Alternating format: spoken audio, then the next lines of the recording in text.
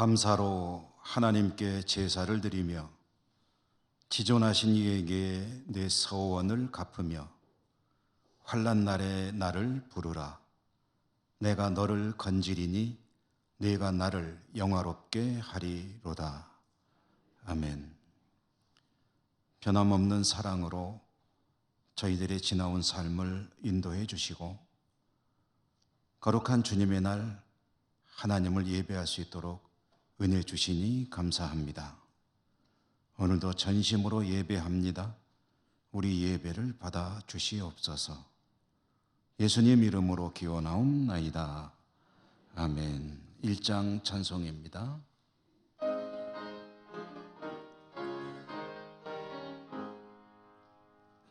만복의 근원 하나님,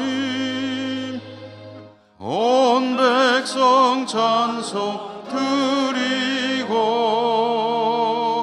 저 천사여 찬송하세. 찬송 성부 성자 성령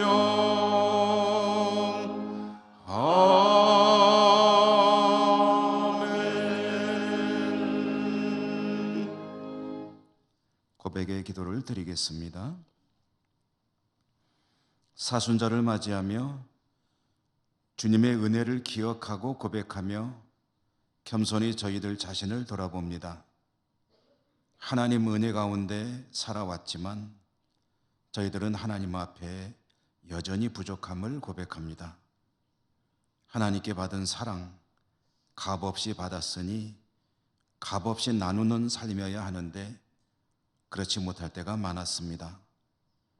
시간이 흐를수록 믿음은 깊어지고 더욱 경건으로 하나님께 영광을 돌려야 하는데 그렇지 못할 때 역시 많았습니다. 이제는 다시 신앙에 힘을 내고 하나님께 기쁨이 되어야 하는데 기쁨이 될 때보다는 근심이 될 때가 더 많았습니다. 자비로우신 하나님, 저희들의 부족함을 불쌍히 여기시고 용서해 주시옵소서. 이 시간에 계속해서 하나님 앞에 저희들의 드러나지 않는 은밀한 죄와 허물들을 침묵하며 고백합니다.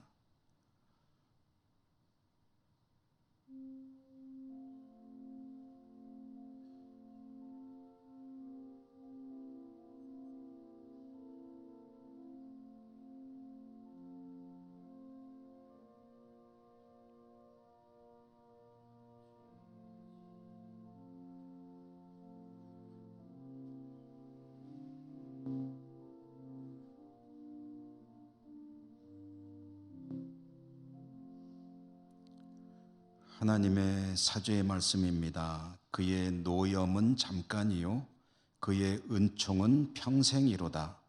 저녁에는 울음이 깃들일지라도 아침에는 기쁨이 오리로다. 아멘. 성시교도 교동문 124번 사순절 첫 번째 교동문입니다. 내 하나님이여, 내 하나님이여, 어찌 나를 버리셨나이까?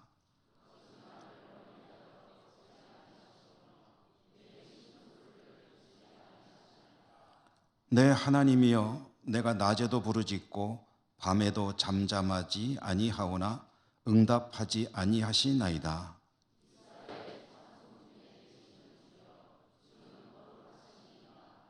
우리 조상들이 주께 의뢰하고 의뢰하였으므로 그들을 건지셨나이다.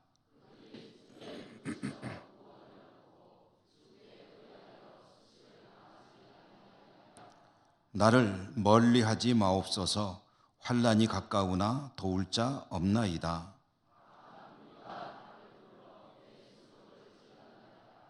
내가 내 모든 뼈를 셀 수 있나이다.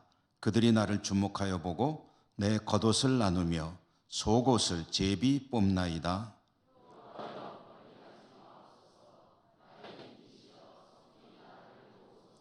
나를 사자의 입에서 구하소서.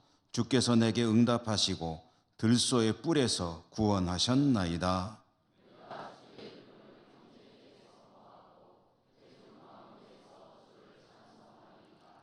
여호와를 두려워하는 너희여 그를 찬송할지어다.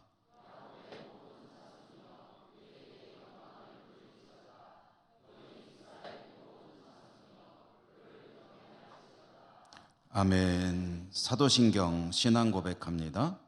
나는 전능하신 아버지 하나님 천지의 창조주를 믿습니다. 나는 그의 유일하신 아들 우리 주 예수 그리스도를 믿습니다. 그는 성령으로 잉태되어 동정녀 마리아에게서 나시고 본디오 빌라도에게 고난을 받아 십자가에 못 박혀 죽으시고 장사된 지 사흘 만에 죽은 자 가운데서 다시 살아나셨으며 하늘에 오르시어 전능하신 아버지 하나님 우편에 앉아 계시다가 거기로부터 살아있는 자와 죽은 자를 심판하러 오십니다. 나는 성령을 믿으며 거룩한 공교회와 성도의 교제와 죄를 용서받는 것과 몸의 부활과 영생을 믿습니다. 아멘. 342장 찬송가입니다. 너 시험을 당해 죄짓지 말고 너 용기를 다해 곧 물리치라. 너 시험을 이겨 새 힘을 얻고 주 예수를 믿어 늘 승리하라. 우리 구주의 힘과 그의 위로를 빌라. 주님 내 편에 서서 항상 도우시리. 내 친구를 삼가 잘 선택하고 너 언행을 삼가 늘 조심하라. 너 열심을 다해 늘 충성하고 온 정성을 다해 주 봉사하라. 우리 구주의 힘과 그의 위로를 빌라. 주님 내 편에 서서 항상 도우시리. 잘 이기는 자는 상 받으리니 너 낙심치 말고 늘 조심하라. 내 구세주 예수 힘 주시리니 주 예수를 믿어 늘 승리하라. 우리 구주의 힘과 그의 위로를 빌라. 주님 내 편에 서서 항상 도우시리. 안경진 장로님 기도 인도하시겠습니다.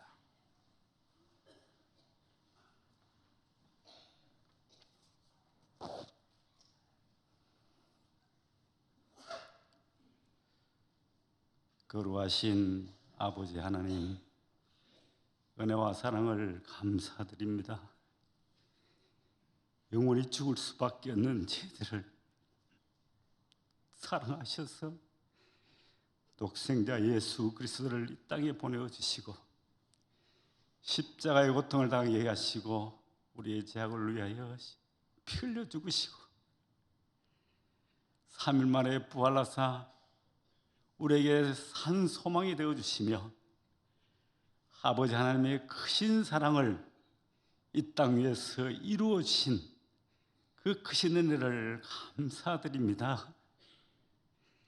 오늘 사순절 첫째 주일을 맞이하여 사랑하는 주의 백성들이 함께 하나님 앞에 나와 예배드리기를 원합니다.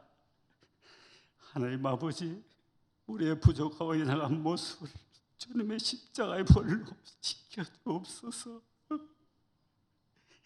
우리의 드리는 예배가 형식에 그치지 않게 하시고 정말 하나님을 사랑하는 마음, 하나님을 경외하는 마음으로 아버지 앞에 신령과 진정으로 올려드려지는 귀한 예배자들이 될 수 있도록 도와주시옵소서. 지난 한 주간 지나오면서 우리가 하나님 앞에서, 사람들 앞에서 잘못한 우리의 모습들을 주님 긍휼히 여겨 주시옵시고, 안시한도 주님의 보혈로 정결케 시켜 주옵시고, 하나님의 은혜와 사랑으로 저희들에게 함께하여 주셔서 빛과 소금의 사명을 감당하는 귀한 성도로 살아갈 수 있도록 하나님 은혜를 베풀어 주시옵소서. 주님의 은혜가 아니면 한시도 살아갈 수 없는 저희들입니다. 주님의 은혜를 늘 감사하며 하나님 앞에 찬양하며 영광 돌리며 살아가는 성도들의 성숙된 삶이 되어질 수 있도록 하나님 은혜를 베풀어 주시옵소서. 하나님께서 우리의 정교회를 113년 전에 이곳에 세워주시고 믿음의 선진들의 헌신과 봉사와 섬김을 통하여 지금까지 부흥성장케 하여 주신 은혜를 감사드립니다. 오늘 우리에게 맡겨진 귀한 사명을 충성되이 감당함으로 말미암아 하나님을 기쁘시하는 예천 교회가 되게 도와주시옵소서.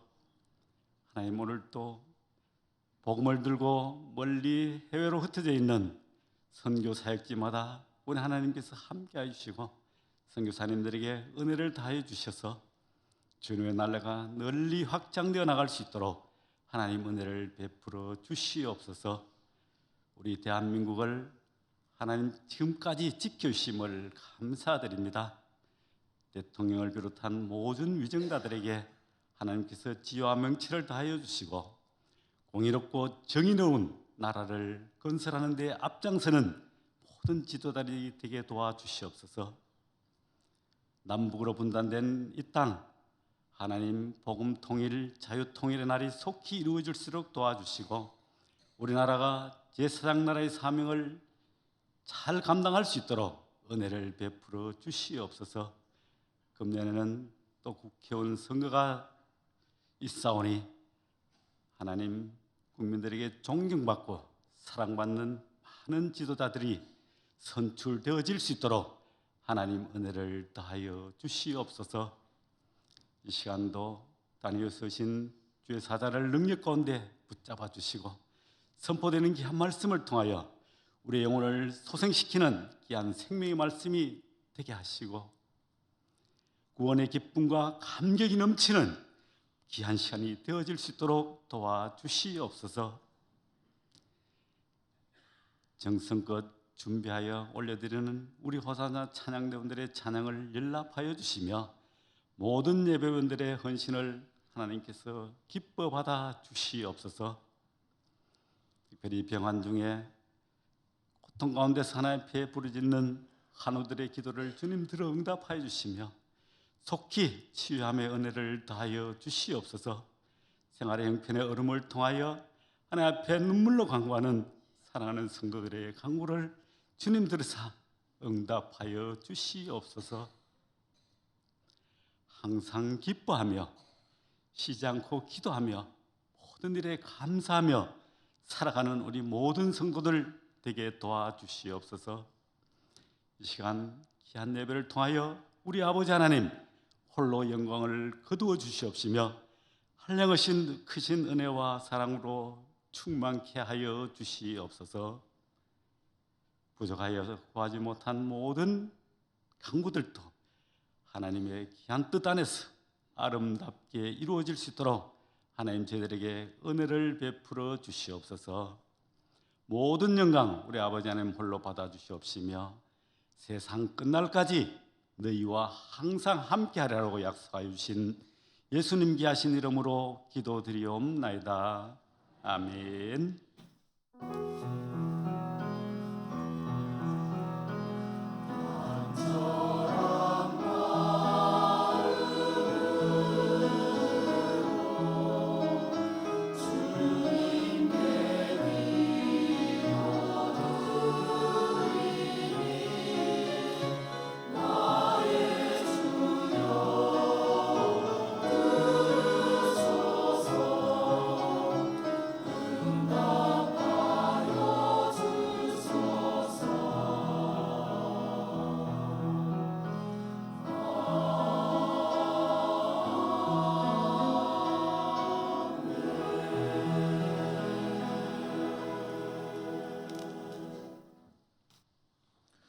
오늘 하나님께서 주시는 말씀을 봉독합니다.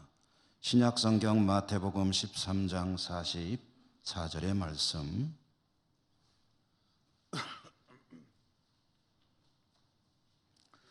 천국은 마치 밭에 감추인 보화와 같으니 사람이 이를 발견한 후 숨겨두고 기뻐하며 돌아가서 자기의 소유를 다 팔아 그 밭을 사느니라.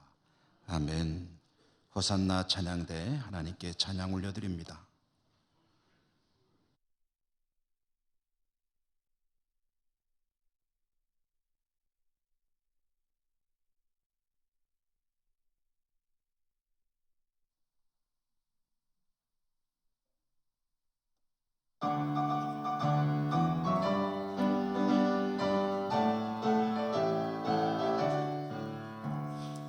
이 세상의 모든 죄를 밝히는 주의 보혈 성자 예수 그 귀한 피 찬송하고 찬송하세 주님 앞에 멀리 떠나 기회일 때 나를 살아서 친히 구원하셨구나.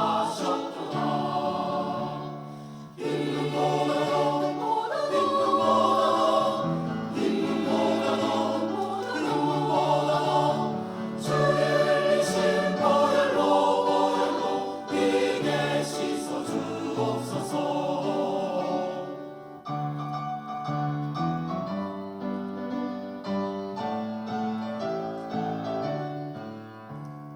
가시관을 쓰셨으니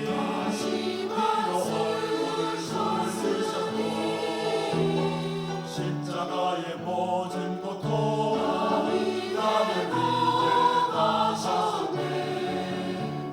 말로 할 수 없는 그 주의 구속감 그 은혜와 그 신사랑 찬송하고 찬송하세. 임금보다 더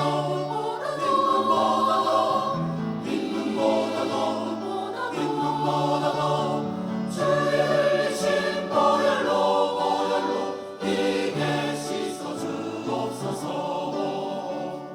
주의 흘리신 보혈로 이게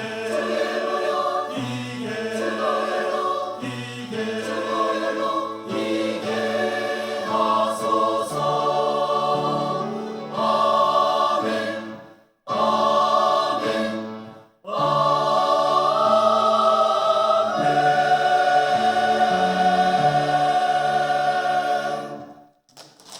아멘.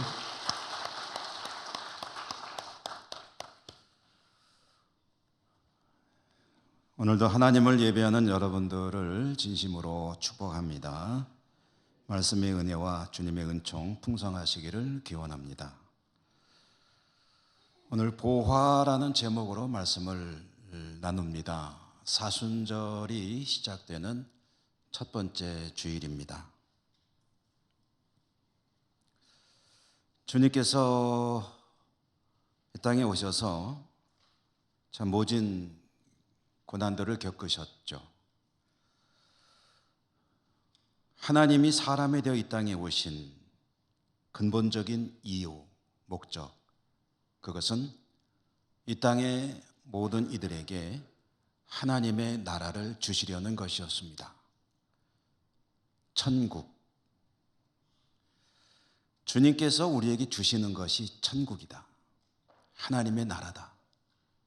이렇게 말씀을 드리면 여러분 어떠십니까?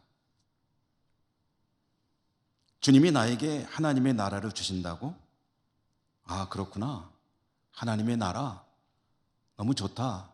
고맙다. 감사하다. 이렇게 얼른 그 말씀이 마음에 와 닿으십니까? 느껴지고 이해가 되고 그리고 기쁨이 이 안에 있게 됩니까? 어떠십니까? 만약에 주님이 나에게 하나님의 나라를 주신다는 이 말 한마디만 듣고도 그 말씀이 이해가 되어지고 수긍이 되어지고 그리고 실감되어진다고 한다면 그분은 참 복된 분이십니다. 은혜에 예민하신 거죠. 은혜를 잘 받고 있는 거죠. 그런데 여기 계신 여러분들 가운데 적지 않은 분들은 그런 이야기를 들어도 그게 뭔데요? 라는 좀 막연한 느낌이 드는 분들이 많이 계실 겁니다. 주님이 우리에게 하나님의 나라를 주신다. 그게 구체적으로 뭡니까? 나는 잘 실감이 되질 않습니다. 그러니까 뭐가 어떻다는 겁니까? 이런 궁금증이 자리를 잡게 된다는 거죠. 주님께서 활동하시던 시대, 보통 3년 정도의 공생애라고 하는 그 기간 동안 주님은 백성들에게, 주님을 향해 나오는 모든 이들에게 하나님의 나라를 선포하셨습니다.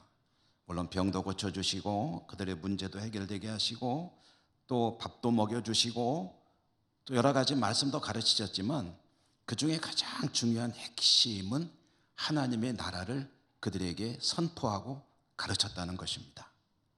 그런데 오늘날 우리도 그렇지만 그 당시에 주님께 나왔던 사람들도 하나님의 나라를 선언해도 그게 뭔지 잘 실감을 못했습니다. 별로 느껴지지도 않고 깨달아지지 않았다는 거죠. 그게 뭔데요? 쉽사리 실감되어지지 않는 하나님의 나라, 피부에 와닿지 않는 하나님의 나라, 그 하나님의 나라를 백성들에게 잘 깨우쳐 주시기 위해 주님은 많은 방법들을 동원하셨습니다. 그 중에 하나가 병도 고쳐주시고 귀신도 쫓아낸 것입니다. 이것이 하나님의 나라가 임하는 모습이니라. 그런데 여러 가지 그 방법들 중에 또 중요한 한 가지가 비유로 가르치신 것입니다. 하나님의 나라는 이와 같은 것이다. 그 비유로 설명하셨다는 거죠. 비유란 무언가를 이해하도록 납득하도록 하기 위해서 문학에서도 많이 사용되고 우리들의 일상 생활 가운데서도 많이 사용하는 방법입니다. 비유. 이런 예를 하나 들어보도록 하겠습니다. 제 아내는 저와 결혼하기 전에 처녀 시절에 천사 같았습니다. 이제 제 얘기 아닙니다. 제 얘기가 아니고 만약에 누가 그렇게 얘기했다고 그래요. 그럼 그게 무슨 뜻인지 이해가 되시죠? 아무리 제 아내는 처녀 시절에 이렇게 막 아름답고 뭐 이렇게 말하는 것보다 한마디로 천사 같았습니다. 그러면 그 의미가 확 전달이 됩니다. 이게 비유 중에 한 방법입니다.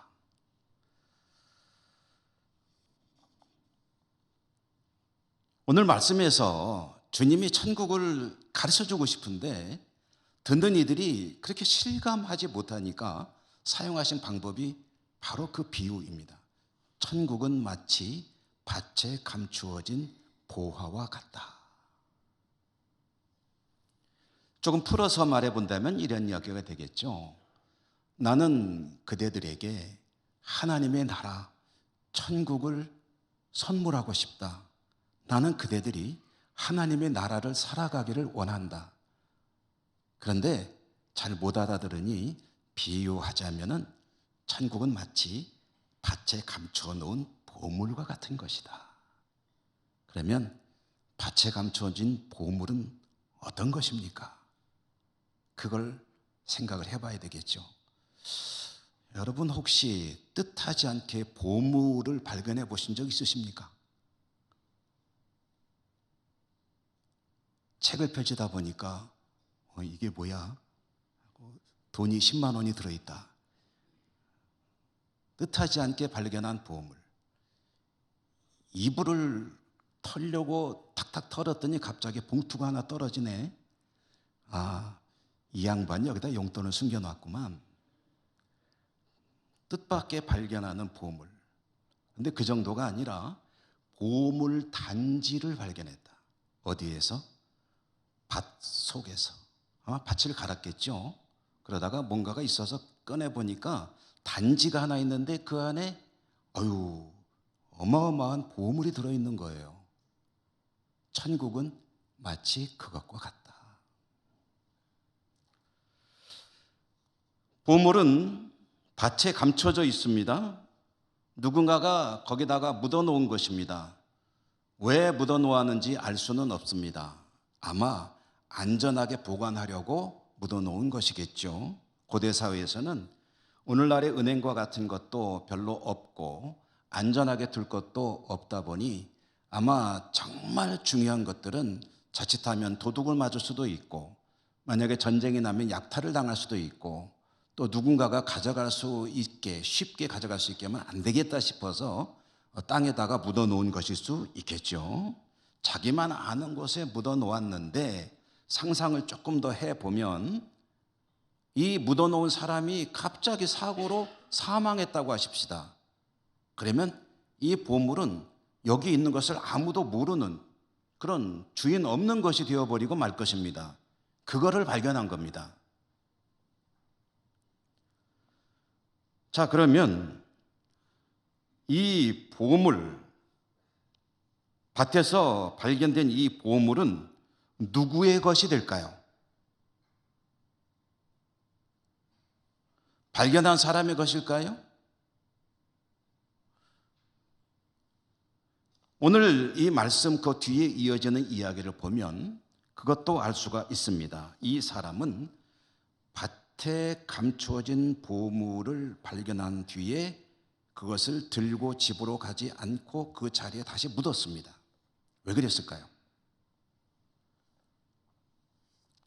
그것은 이 보물이 자기 것이 아니기 때문입니다. 이 보물의 소유권은 누구에게 속하냐면 밭 임자에게 속합니다. 그래서 우리가 무엇을 알 수 있습니까? 이 사람은 밭의 임자가 아니라는 것을 알 수가 있습니다. 그러니까 밭을 빌려서 임대해서 부쳐 먹거나 아니면 소작인이거나 그런 사람이라는 것을 알 수가 있는 거죠. 그런데 그 보물을 발견하고 보니까 너무너무 갖고 싶습니다. 이것은 안 가지면 안 됩니다. 그런데 들고 갈 수는 없습니다. 들고 가면 도적질한 것이 됩니다. 만약에 나중에라도 알려지게 되면 큰 문제가 되겠죠. 이 사람은 비록 짧은 시간이었지만 어떻게 하면 이 보물을 내가 가질 수 있는가, 정당하게 합법적으로 가질 수 있는가를 생각했던 것 같습니다. 그리고서 선택한 방법이 뭐냐면 그 자리에다가 보물을 다시 묻어놓은 것입니다. 숨겨두고 집으로 돌아가는데 어떻게 돌아갔다고 그럽니까? 성경에 보니까 기뻐하여. 너무너무 즐겁습니다. 행복합니다. 즐거운 마음으로 룰루랄라 하면서 갔겠죠. 그는 결정을 한 것입니다. 내가 이 보물을 반드시 가져야만 되겠는데 지금 들고 가면 도적질하는 것이 되는데 그러면 어떻게 이 보물을 가질 수 있을 것인가? 그래, 한 가지 방법밖에 없구나. 이 밭을 내가 사면 되겠구나. 밭을 사야 돼요. 밭의 주인이 되면 돼요. 그러면 이 보물은 내 것이 됩니다. 어느 누구도 이의를 제기할 수 없습니다. 그래서 그는 보물을 다시 그 자리에 묻어두고 집으로 돌아가서 어떻게 했습니까? 자기가 동원할 수 있는 모든 수단을 동원합니다. 아마 집도 매각하고 보험도 해약하고 또 모든 것들을 다 동원해서 혹시라도 가치가 있는 것이라면 전부 다 돈으로 바꿔가지고 밭 주인을 찾아가가지고 그 밭을 나에게 파시오라고 해서 그 밭을 산다는 거죠. 그 밭을 사는 것, 그것이 바로 오늘 우리 주님이 들려주신 이야기의 마지막 대목입니다. 어떻게든 그 밭을 그는 사느니라. 그 밭을 소유하기 위해서 최선을 다하느니라. 이게 오늘 말씀의 결론입니다. 자, 이 이야기 속에 들어있는 내용들을 한두 가지만 더 찾아볼까요? 천국이라는 것, 밭에 감춰진 보물과 같다 그랬는데 감춰져 있는 보물이라는 이야기는 어떤 의미를 가지고 있겠습니까? 감춰졌다는 건 뭐예요? 잘 눈에 안 띈다는 거죠. 쉽사리 눈에 띄는 것은 아니라는 거예요. 그냥 한번 쓱 쳐다만 보면 알 수 있는 것은 아니에요. 밭을 파가지고 파다가 어떻게 해서 발견을 하게 되었기 때문에 알게 되는 것이지, 천국이라는 것은 그냥 아무 때나 언제나 발견할 수 있는 것은 아니라는 이야기가 그런 의미가 이야기 속에 들어 있습니다. 또 한 가지는 천국은 그 가치를 알아보는 사람에게 의미가 있다는 의미도 들어 있습니다. 여러분 상상해 보죠.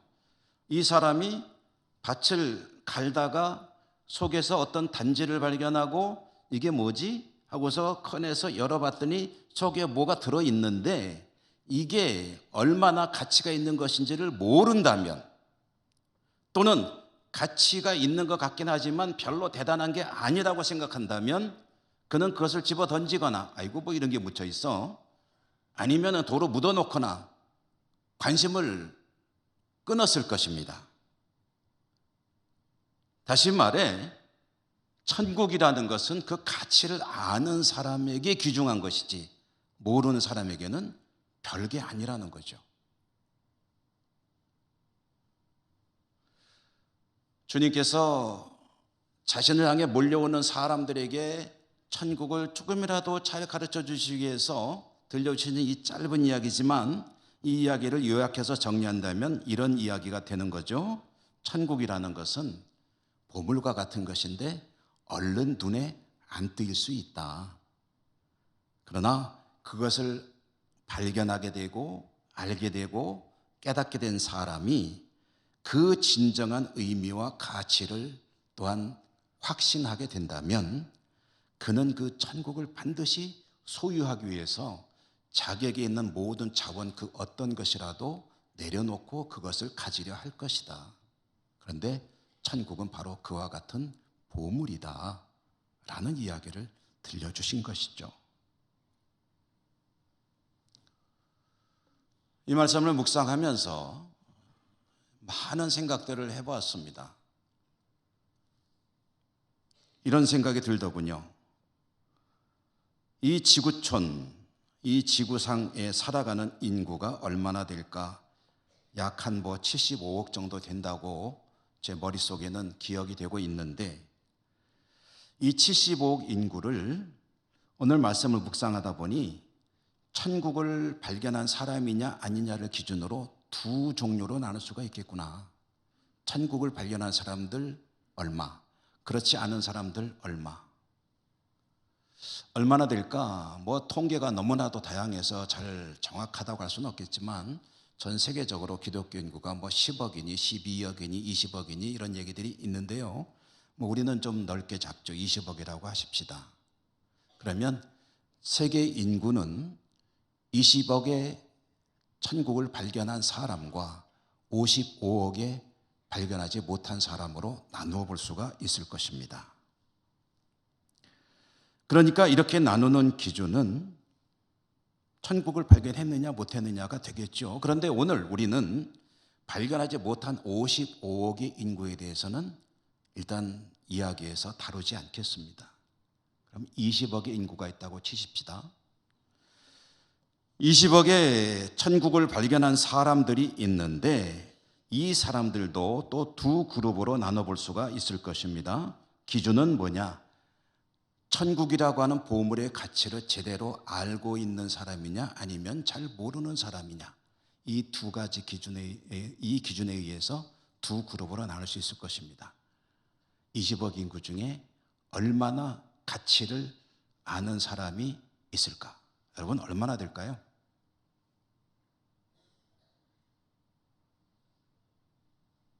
가만히 앉아 계시면 심심하실까 봐 제가 문제를 하나 드렸습니다. 얼마나 될까요? 그건 아무도 모르죠. 누구만 아실까요? 하나님만 아시겠죠. 정말로 천국의 가치를 깨달아 알고 살아가는 사람이 그 중에 몇 퍼센트나 될지, 절반은 될지, 아니면 한 10%쯤 될지, 아니면 1%밖에 안 될지, 그보다 더 적어서 0.1%밖에 안 될지, 얼마나 될지는 사실은 자신도 모릅니다. 하나님만이 아십니다. 그런데요,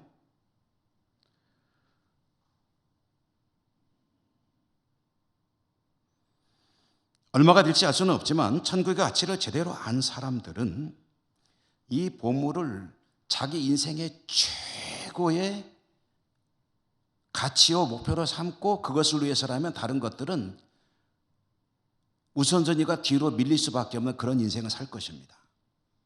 그런데 발견은 했지만 가치를 제대로 깨닫지 못하는 이들은 이게 뭐 있으면 괜찮은 것 같기는 한데, 내 인생에 도움이 될 것 같기는 한데, 그렇지만 이것을 위해서 다른 것들을 포기할 만한 그런 가치까지는 모르는 사람이라고 해야 되겠죠. 그러니까 이 보물을 가지기 위해서 다른 것들을 희생한다는 것은 이 사람에게는 기대하기 어려울 겁니다. 있으면 좋지만 없어도 뭐 그리 아쉽지 않은 것 정도가 되겠죠. 주님께서 이 이야기를 들려주신 의도가 뭐겠습니까?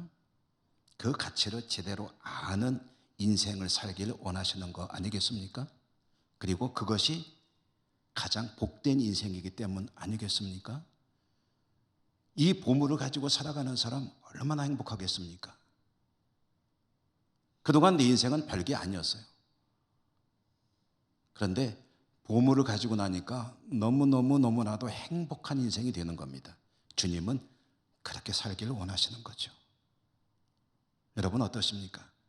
여러분의 삶이 그렇게 정말 행복하십니까? 복된 인생을 살고 계십니까?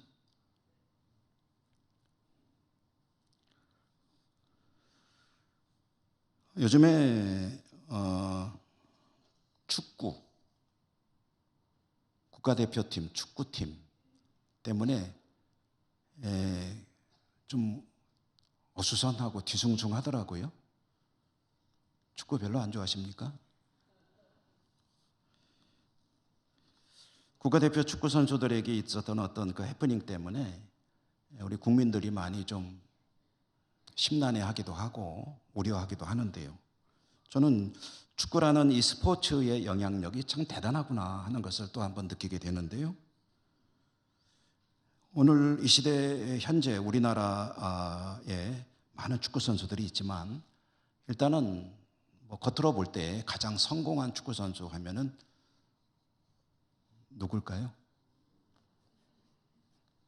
손흥민 선수겠죠. 손흥민 선수 아시죠? 예.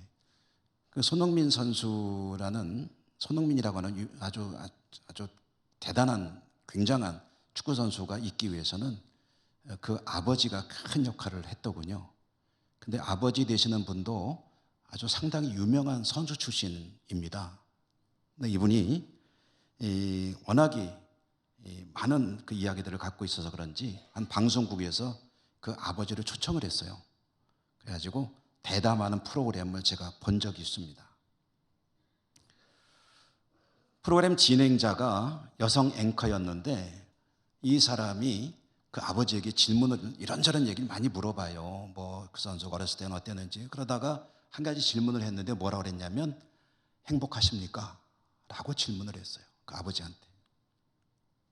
그랬더니 아버지가 지체 없이 하는 대답은 망설임 없이 하는 대답이 행복합니다. 나도 행복하고 내 아들도 행복합니다. 라고 대답을 하는 거예요. 그랬더니 그 진행자가 약간은 좀 뜻밖이라는 듯이 이런 이야기를 합니다. 지금까지 많은 분들을 이제 초청을 해가지고 대화를 나누는데 그분들에게 행복하십니까? 라고 질문했을 때 지체 없이 행복합니다 라고 대답했던 분은 거의 없었다는 거예요. 다들 머뭇거린다는 거예요. 그래서 지금 행복하십니까? 하면 행복합니다 라고 하는 사람보다는 글쎄요, 이런 분들이 많았다는 거죠. 여러분들은 어떻습니까? 행복하십니까? 보세요, 머뭇거리잖아요.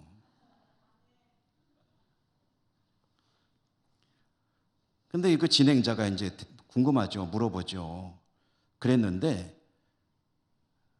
당신은 어째서 그렇게 망설임 없이 지체 없이 나는 행복합니다. 내 아들도 행복합니다. 라고 대답을 하실 수 있는 거죠? 라고 질문을 했습니다. 그랬더니 그 아버지가 하는 대답이 뭐냐면 축구를 하고 있기 때문입니다. 라고 대답을 하더군요. 나도 내 아들도 축구를 너무너무 사랑합니다. 축구를 하는 것을 너무너무 좋아합니다. 평생 축구를 하고 싶습니다. 그런데 지금까지 그 좋아하는 축구를 계속 하고 있습니다. 그러니 행복하지요. 행복할 수밖에 없지 않습니까? 이렇게 대답을 하는 거예요. 적어도 손흥민 선수 부자는 축구를 자기의 인생 중에 최고의 가치 중에 하나로 여기고 살아가는 사람들이겠죠. 그러니까 축구만 하면 행복합니다 라고 대답할 수 있었겠죠.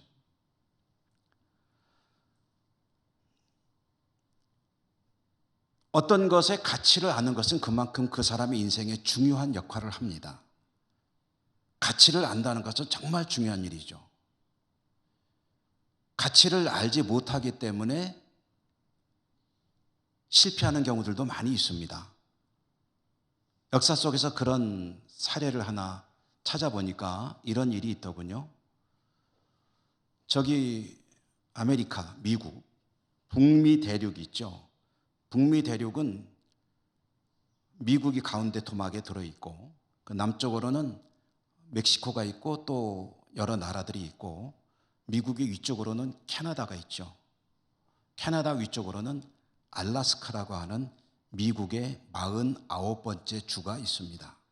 미국에는 총 50개의 주가 있다고 하는데 그중에 알래스카는 49번째로 주로 편입된 그런 지역이라고 합니다.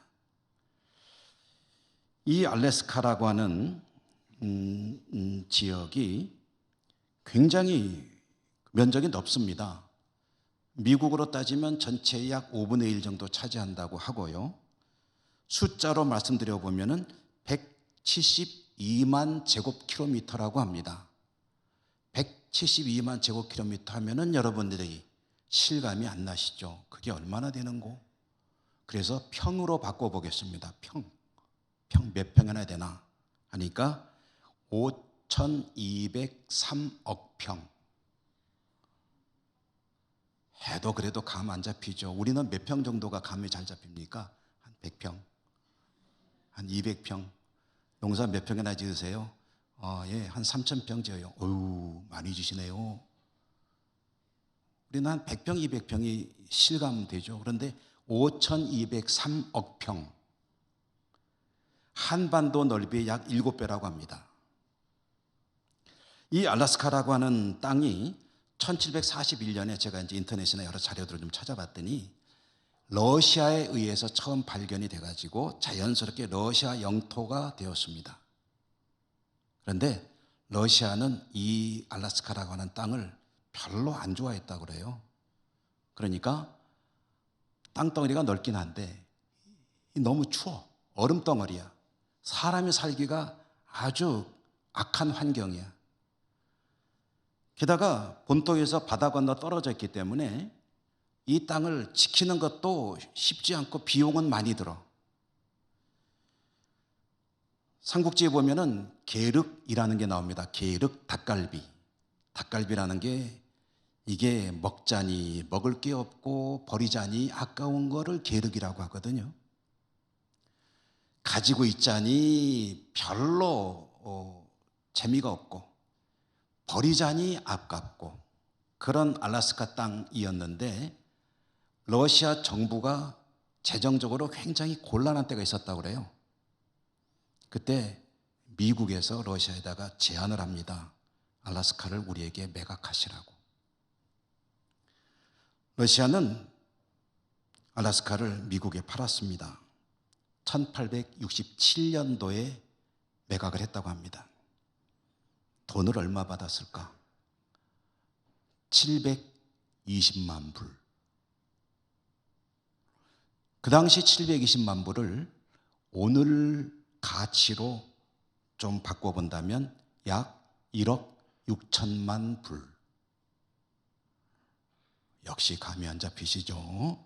한 1000불, 100불 그러면 우리는 실감이 나는데 1억 6천만 불 하면은 그게 뭔 돈인고? 그래서 우리나라 돈으로 현재 환율로 해서 환산해 보니까 얼마냐면은 2136억 원. 이것도 뭐 그냥 근데 어쨌든 어마어마한 돈 아닙니까? 2136억 원의 알래스카를 러시아는 팔았고 미국은 산 겁니다. 이게 싼 건가 비싼 건가 잘 모르겠어요.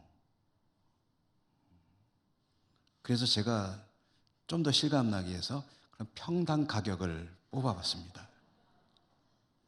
전체 면적 약 5,203억 평을 아니지 전체 금액 2,136억 원을 5,203억 평으로 나누면 평당 얼마인지가 나오지 않습니까? 나눴더니 평당 얼마에 샀냐면은 0.4원에 샀습니다. 잘 산 거죠? 저도 이런 땅에서 한 10,000평만 샀으면 좋겠어요. 얼마 내면 돼요? 4,000원 내면 4,000원. 10,000평 4,000원.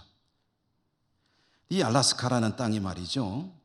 러시아는 재미가 없다고 팔아버렸는데 그 뒤에 이 땅의 가치가 이제 드러나기 시작합니다. 어마어마한 지하 자원이 매장되어 있습니다. 금을 비롯해서 그리고 여기에서 또 엄청난 석유가 발견이 됐습니다.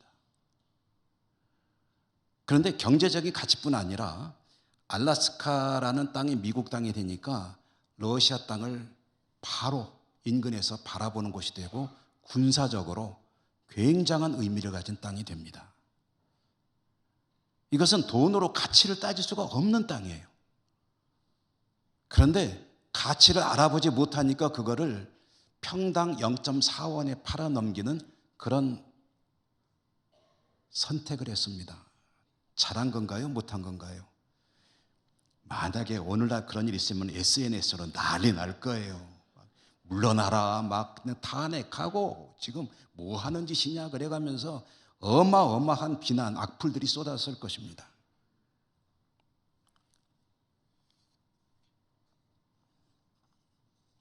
여러분 오늘 말씀 속에 이 사람도 밭에서 뭔가를 발견했지만 그 가치를 못 알아볼 수도 있었습니다. 중요한 것은 그 가치를 알아보았다는 거죠. 알아보았기 때문에 기뻤습니다. 반드시 가져야 되겠다고 다짐을 했습니다. 그리고 집으로 돌아가서 자기의 모든 다른 것들은 다 희생시키더라도 이것만은 내가 반드시 가져야 된다고 생각하고 그것을 실천에 옮겼습니다. 이것이 하나님의 나라를 납득시키기 위해서 주님이 사용하신 비유 이야기입니다. 우리 이야기로 돌아와 볼까요? 여러분, 우리는 어떤 그룹에 속할까요? 좀 전에 말씀드렸지만 우리는 일단 발견은 한 사람들입니다. 그런데 그 가치를 제대로 알고 있느냐 아니냐라고 물어본다면 여러분 스스로 어떻게 평가하시렵니까? 여러분은 하나님 나라의 가치를 실감나게 절감하고 있고 깨닫고 계십니까? 아니면은 있으면 좋지만 없어도 그리 아쉽지 않은 것입니까? 어떤 것입니까? 여러분에게 하나님의 나라는 어떤 것입니까?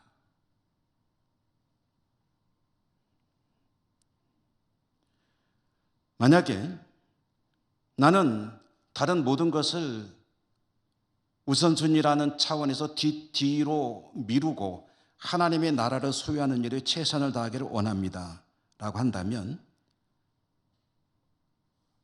하나님 나라를 소유하며 살아간다는 것의 구체적인 의미를 깊이 생각해야 됩니다. 어떻게 살면 되는 겁니까? 그것은 하나님께서 다스리는 세상을 살아가는 것입니다. 다른 말로 하면 주 안에서 살아가는 것입니다. 또 다른 말로 하면 주님과 동행하는 삶을 사는 것입니다. 또 다른 말로 하면 주님의 제자의 길을 걸어가는 것입니다. 또 다른 말로 해보면 말씀을 따라 사는 일에 가장 우선순위를 두고 살아가는 것, 그것이 하나님의 나라를 살아가는 것입니다. 그것이 그리 귀한 것이라고 여겨지지 않는다면 다른 그 어떤 것보다 우선하는 삶을 살려고 하지 않을 것입니다. 그렇게 살 수 있으면 좋지, 안 되면 할 수 없는 거 아니야, 내가 이렇게 중요한 일이 많은데 라고 생각하겠죠. 그러나 그것이 무엇보다도 귀한 것이라고 생각한다면 이 삶을 놓치지 않기 위해서 다른 것들을 잘 조정하며 때로는 우선순위에서 뒤로 미루며 하나님 은혜 안에 말씀 안에 거하는 것을 최우선순위로 삼고 그런 삶을 추구해 나갈 것입니다. 부활을 이미 발견한 저와 여러분 우리들에게 오늘 이 이야기 속의 사람의 모습이 이루어지기를 주님 이름으로 축원합니다. 은혜로우신 하나님 감사합니다.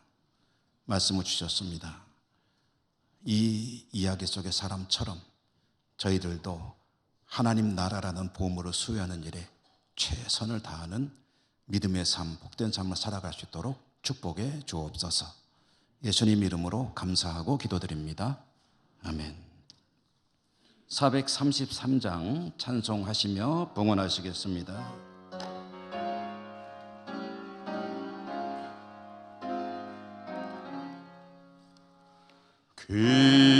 귀하신 주여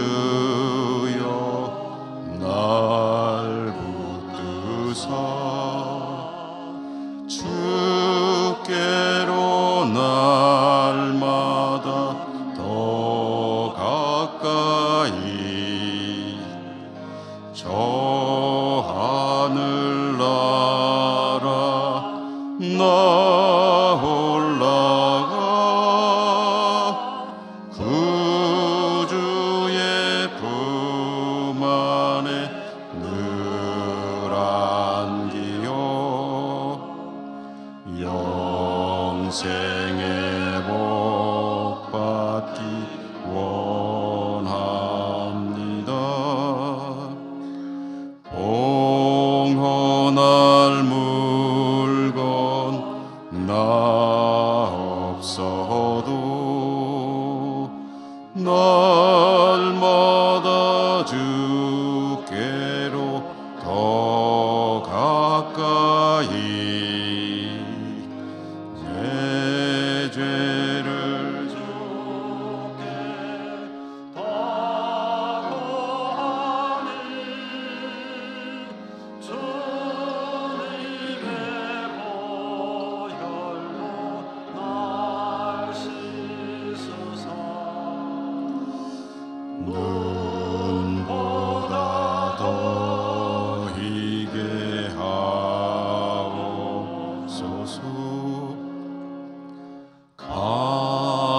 간악한 마귀 날 꾀어도 주 예수 앞으로 더 가까이 이 세상 속한 그 허영치 도추한 생각을 다 버리니 정결한 마음 내게 늘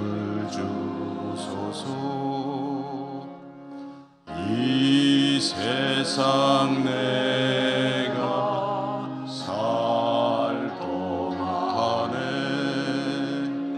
주께로 날마다 더 가까이 점에는 전부 나 들어가 한없는 공난을 다 얻도록 풍성한 은혜를 주옵소서.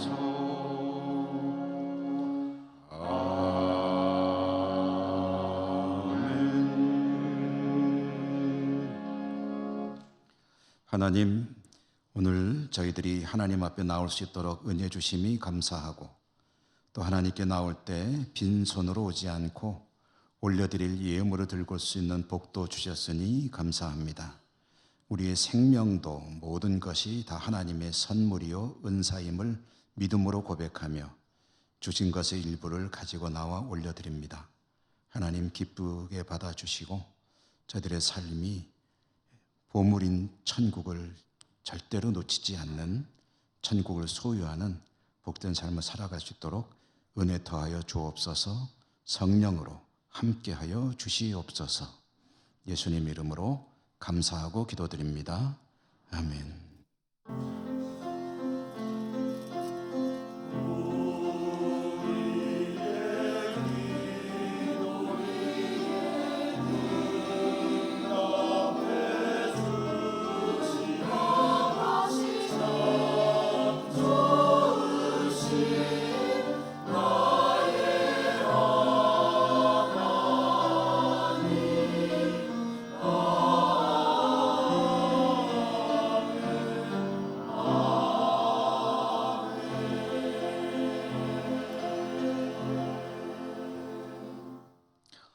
교회 소식 전하기 전에요, 우리 2부 예배에 우리 교회 새 가족으로 등록하신 분이 계셔서 찬양으로 축복하며 환영하고 교회 소식을 전하겠습니다. 김장호 장로님께서 모시고 오셨는데 정상철 성도님이십니다. 은풍에 사시는 거로 되어 있군요. 한번 일어나 주시면 우리가 찬양으로 축복하겠습니다.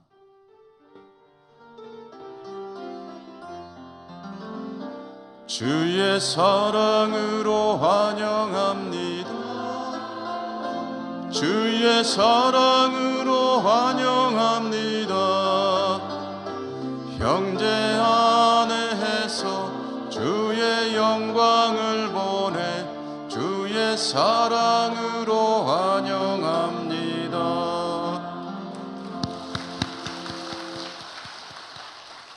감사합니다. 교회 소식 전해드립니다. 오늘 오후 찬양 예배는 새가족 감사 예배이고 2023년도 작년에 우리 교회 식구로 등록하신 새가족들께서는 1시까지 유치부실로 와주십사 하는 광고 드립니다.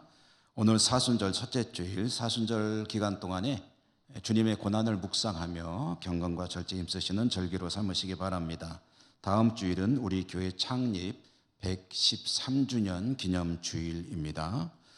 정기당이 다음 주에 있겠고요. 원래회 광고드립니다. 바울의 원래회 및 부부 동반 윷놀이 행사 2월 20일 내일 모레 화요일 낮 12시, 장소는 산호식당입니다. 바울의 회원들이 많이 참여해 주시기 바랍니다.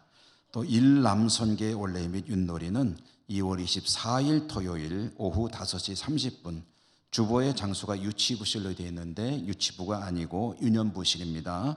유념해 주시기 바라고, 역시 남성교원들이 많은 그런 참여가 있기를 바랍니다. 주보에 없는 모임 광고 하나 더 드립니다. 1권사회 원래회가 있습니다. 2부 예배 마치고 세미나실입니다. 1권사회 권사님들이 또 유념해 주시기 바랍니다. 영주노회 여전도의 총회는 2월 22일 목요일 오전 9시 20분부터 4시까지 신영주 교회에서 있는데요. 우리 교회에서는 출발이 9시입니다. 참여하시는 분들이 9시까지 교회로 오셔서 가시면 되겠습니다. 오늘 중식을 위해서 일여전도에 수고해 주셔서 감사합니다. 그리고 이현숙 집사님이 쌍둥이 돌이 됐답니다. 그래서 돌떡을 우리 교우들에게 대접하신다고 합니다. 감사합니다. 잘 먹겠습니다. 군립 대심 조공 어린이집 보육고사 채용 공고 이제 지난주에서 또 다시 나와 있는데요. 여러분들이 보시고 많이 또 관심을 가지시거나 또 도와주시면 고맙겠습니다. 교우 동정입니다. 결혼 소식 양은주 양은 양승박 명예집사님과 안영숙 집사님 댁의 차녀인데 3월 9일 서울에서 결혼의식이 있고요. 주소가 조금 길기도 하고 발음이 어려워서 읽지는 않겠습니다. 그냥 주보를 참고해 주시고요. 좀 일찍 냈잖아요. 왜 일찍 냈냐면은 피로연이 이번 다음 토요일에 있기 때문입니다. 그래서 피로연은 2월 24일 토요일 오전 11시부터 오후 1시 예천동엽 예식장에서 있습니다. 축하드리고요. 또 슬픈 소식도 있죠. 우리 교회 윤정호 전도사님 또 김순현 사모님 댁에 전도사님의 장모님 사모님의 모친께서 별세하셔서 지난 주간에 장례를 치루었습니다. 주님의 위로가 함께 하시기를 기원드립니다. 자, 우리 곁에 계신 분들하고 인사하시며 일어나겠습니다. 사랑합니다. 축복합니다.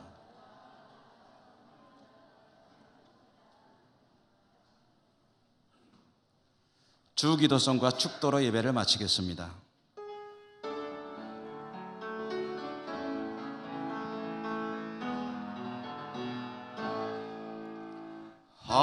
하늘에 계신 아버지 이름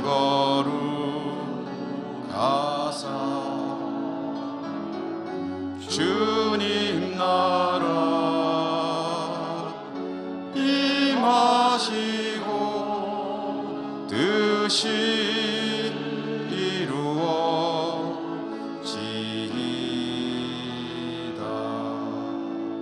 일용할 양식 주시고 우리들의 큰 죄 다 용서하옵시고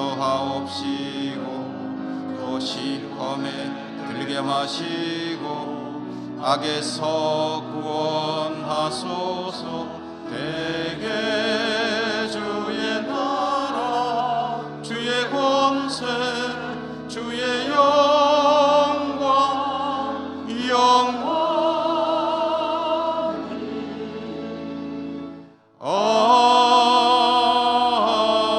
아멘.